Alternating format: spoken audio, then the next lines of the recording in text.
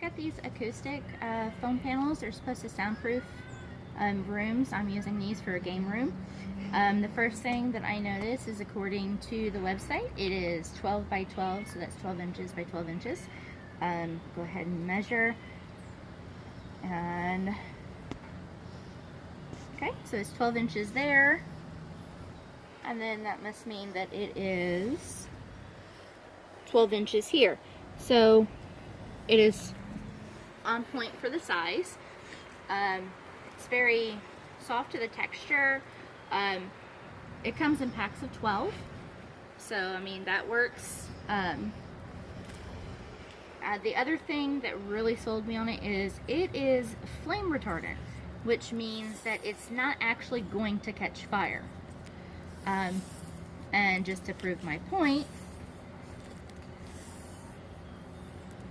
let's see what happens.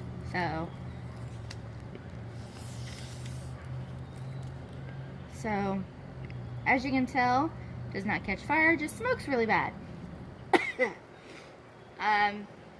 But I don't know, it's a really great product.